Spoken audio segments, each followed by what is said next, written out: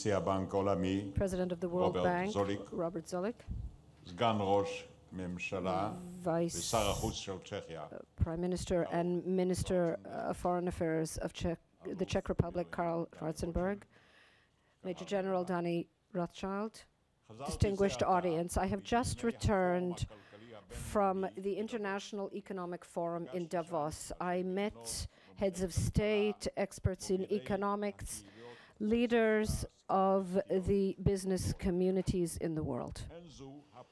This is not the first time that I have participated in that conference, but this is the first time that at the conference there were more question marks than exclamation points. It is clear that the world, as we know it, is disappearing. And in its new format is not yet clear to us. International frameworks are being weakened. Governments have lost their power. Nationalism is on the wane. Globalism is moving ahead in full force. The global economy impacts all countries in the world, but there is no single country in the world that impacts the global economy.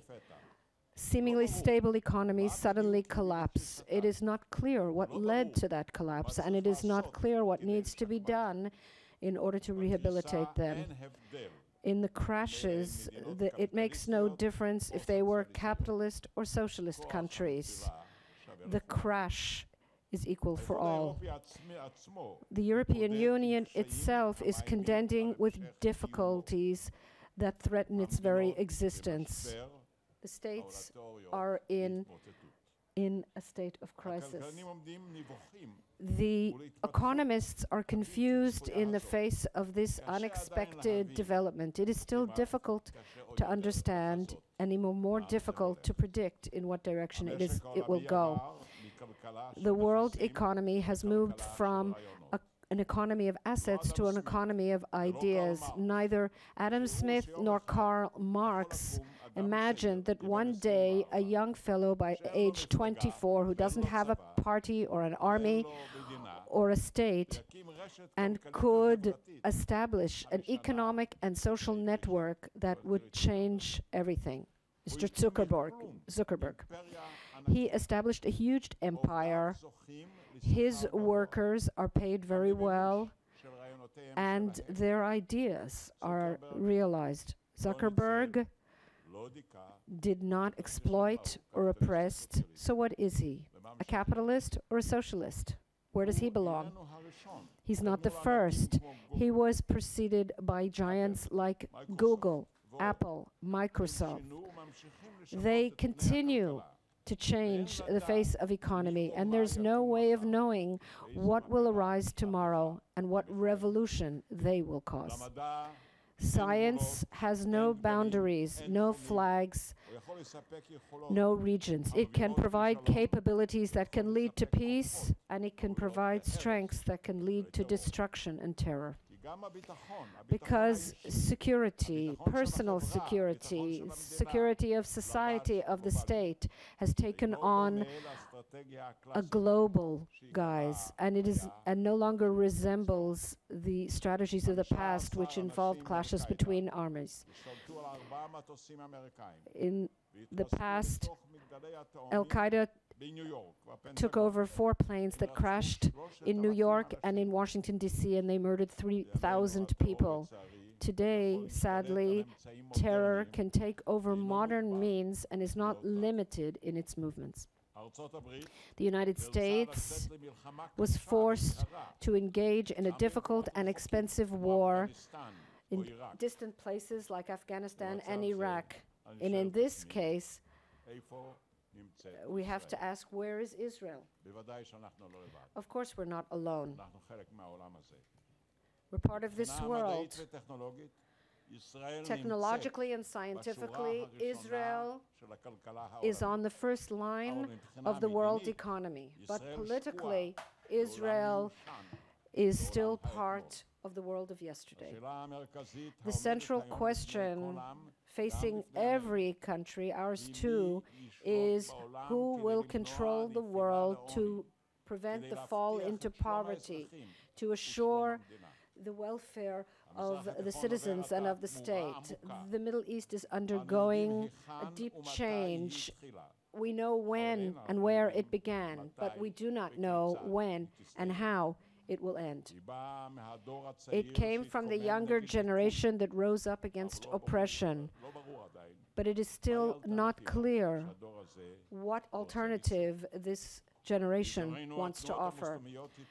The Islamic movements grew stronger in the voting booths in Tunisia as well as in Egypt, our immediate neighbor, who was and remains the most important and largest of the Arab countries. Israel is not the reason for this uprising, and Israel is not involved in it. The younger generation started it, and it is still waiting for it to bring about the real change that it believes in. This is not an Israeli question. This is an Arab question. It is not dependent on us, but it does affect us. The alternative for the younger generation is the previous generation, which bears the flag of religious fanaticism, and it is supported by Tehran with its two branches, Hezbollah in Lebanon and Hamas in Gaza and other branches in the Middle East. The terror organizations are trying to cause Israel to become part of this struggle so that they can direct the anger of the masses against us. They have no rebuilding program. They have habits of incitement. The problems in the Middle East, the central problem in the Middle East is famine, the absence of hope to enable the younger generation to breathe the air of freedom and to earn a decent living. We have to prevent these extremists from using the name of Israel for these distress points. Israel will not close its eyes to the dangers or the opportunities on the horizon. The best way, perhaps the only way that remains to us, is to put an end to the conflict between us and the Palestinians. For example, one example is the peace agreement with Egypt and, of course, the peace agreement with Jordan. When I say we must, I say that because I believe that ending the conflict between us and the Palestinians is possible. For years, I have known those heading the Palestinian Authority, and I believe that President Abu Mazen and Prime Minister Fayyad are worthy partners for peace and do not want to see the conflict continue for their own reasons. I know from talks that I have held with them that this is their first hope. The relationship between us is in a state of flux. There is a national consensus between us and the Palestinians that we can reach an end to the conflict based on the solution of two states for two nations, a Jewish state, Israel, and an Arab state, Palestine. The time has come that this ideological decision become reality. We're not talking about shared slogans, but rather a logical and realistic solution for both of us. The Palestinians began with our support to prepare the infrastructure for a state for development and construction on the Palestinian side of Judea and Samaria. They have begun to establish modern institutions and lay the groundwork for a new economy. There is the lights in the stock market in Nablus and Ramallah are on, and the fruits of that work will soon come. 5,000 Palestinian young people serve as the internal security service of the Palestinians. This is a unit established in cooperation with Israel, and it can provide law and order in the territories under the Palestinian administration. Both sides are currently benefiting from fairly calm years.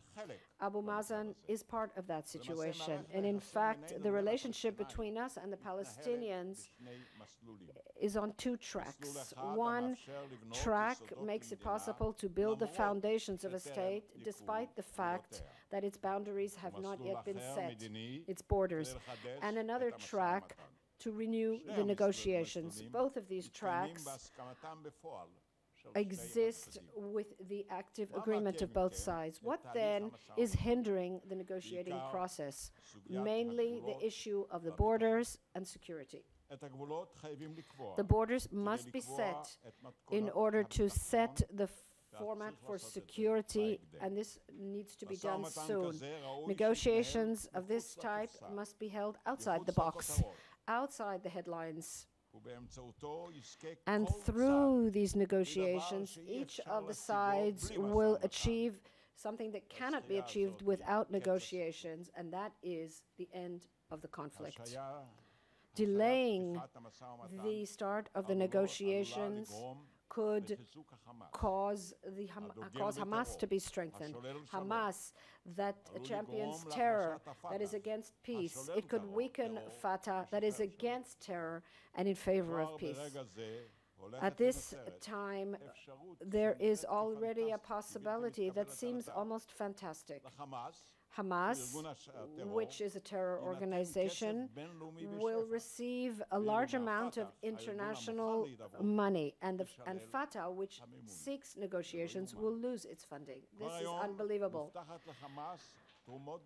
Hamas is promised donations on a scope of close to $1 billion a year without demanding of it that it stop the terror or that it prevent Gaza from becoming a front post of terror for Iran.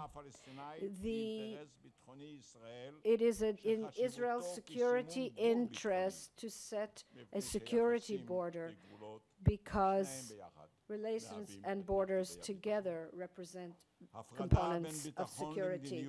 The separation between security and policy is artificial. There can be no security without a political component, and there is no meaning to political steps without self-defense.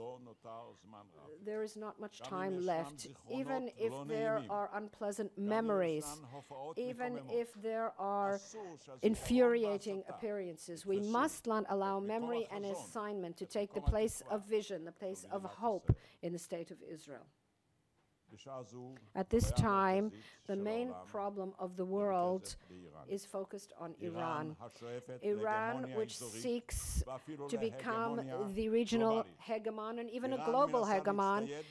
Iran is trying to arm itself with weapons of mass destruction in order to terrorize the masses, in order to realize its imperialistic aspirations, which take on a religious guise. No option should be ruled out in contending with the Iranian danger. This is an existential danger.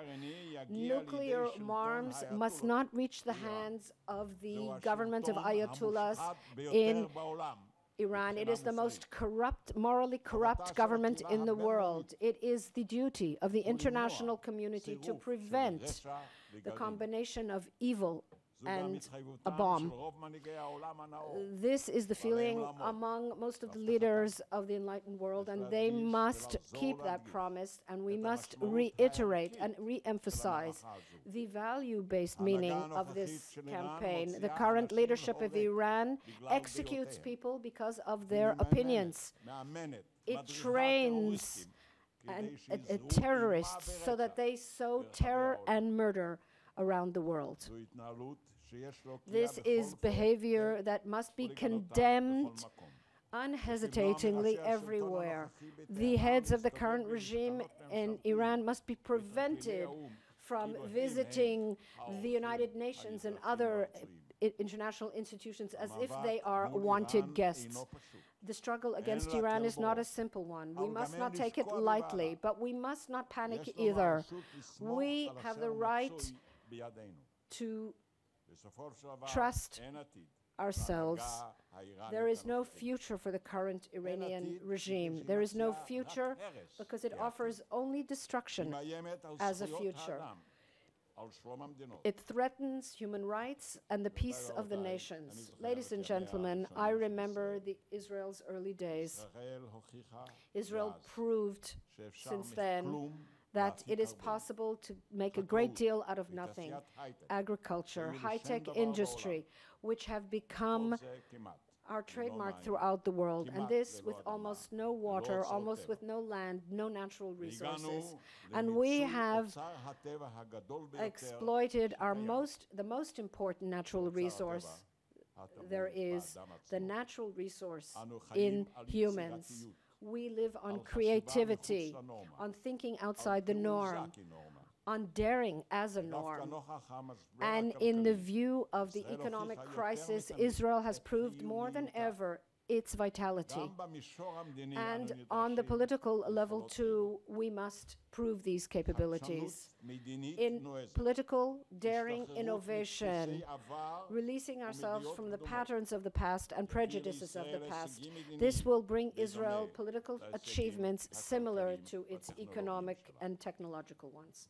מדינות חשובות כמו סין, Important countries כמו like הודו, China נעזרות and בניסיון India הישראלי. are helped and assisted by ובוודאי our שהוא מתאים עוד experience יותר and knowledge. למזרח התיכון. And ושאנחנו כאן here קרובים ואפשר לראות את זה. we are here in the Middle האביב East, הערבי and יכול this can be להפוך seen. למציאות The אם Arab הוא Spring יתמקד can become a בדרך reality if it הנכונה, focuses on the המובילה right לחירות, way that leads to לצמיחה freedom, to ולשלום. growth, and to peace. אנחנו We נשמח would לתרום. be happy to contribute to that. ככל שיהיה יותר טוב לכולם, The גם better יהיה it יותר is for טוב לנו. everyone, the better it is אנחנו, for אין us. לנו אויבים, We אלא have רק איבה. no enemies, only ואין hostility, לנו ביטחון, and we have אלא no רק תקווה. security, only והתקווה hope. היא And our hope הנותנת ביטחון is בעתיד לכולנו. תודה. the future for everyone.